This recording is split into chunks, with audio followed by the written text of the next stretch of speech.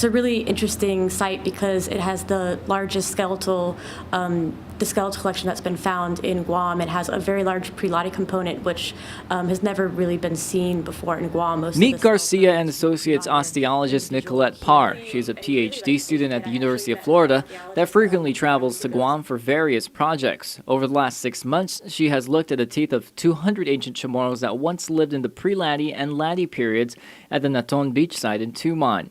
You may recall about 376 prehistoric Chamorro burials were excavated between 2006 to 2008 during an archaeological mitigation project near the former Akura Hotel.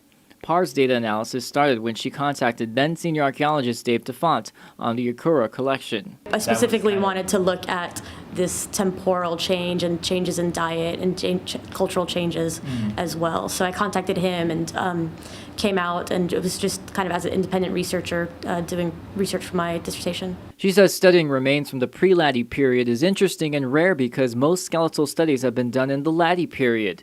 And now she had the chance to look at the differences of individuals between both time periods. I specifically only looked at the dentition. There was another osteologist. She looked at the rest of the remains. So from the teeth, I found there was a lot of really big differences between the two time periods.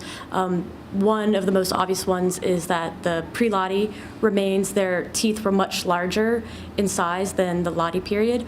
Also, the pre-Lati, they did not chew betel nut. So betel nut is really something that only occurred after about 1000 AD. Parr also says she looked at the rate of cavities between the pre-Lati and Lati periods and how betel nut factored into that. There's also a big difference in the cavity rate between the two time periods. So the pre-Lati had a lot more cavities than the Lati had, which I thought was really interesting, but the betel nut also is going to have an effect on that because there's properties in the betel nut, and when you chew the betel nut, it actually prevents cavities from forming. She also noticed something unexplainable with the front upper teeth of ancient Chamorros being worn down to where the pulp cavity was exposed. She says no one has seen anything like it after showing the odd teeth abrasions to experts around the world. It's on the front portion of the teeth, so it's not on the portion that you chew, it's on the front area, which is really interesting. So it seems to me like they're using their teeth as some sort of tools, like they're using it to process maybe plant material